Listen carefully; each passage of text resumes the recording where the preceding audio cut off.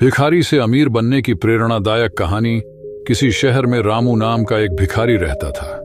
वह बचपन से ही अनाथ था और पेट भरने के लिए भीख मांगने के अलावा उसके पास कोई चारा नहीं था। लोग उसे रोज सड़क के किनारे बैठा देखते, कुछ पैसे या खाना दे देते, लेकिन किसी ने कभी उसकी हालत बदलने की कोशिश नहीं की। संघर्ष और पहला कदम। एक दिन एक वृद्ध व्यक्ति रामू के पास आया और पूछा, बेटा, तुम हमेशा भीख ही मांगते रहोगे या कुछ काम करोगे?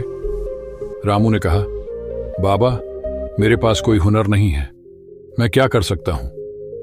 बूढ़े व्यक्ति ने मुस्कुराकर कहा, अगर तुम एक दिन भी भीख न मांगो और कुछ नया करने की कोशिश करो तो शायद किस्मत बदल जाए। रामू को यह बात दिल को छू गई। उसने सोचा कि भीख मांगने के बजाय कुछ काम करने की कोशिश करनी चाहिए। शुरुआत छोटी, सपने बड़े। अगले दिन से रामू ने भीख मांगना छोड़ दिया और सड़क पर कूड़ा बीनने लगा। उसने पुराने प्लास्टिक और कबाड़ को इकट्ठा कर कबाड़ी वाले को बेचना शुरू किया। धीरे धीरे उसने इससे कुछ पैसे बचाए और एक पुराना ठेला खरीदा।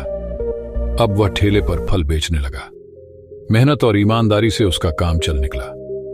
कुछ महीनों में उसने अपनी कमाई से एक छोटी सी दुकान खोल ली।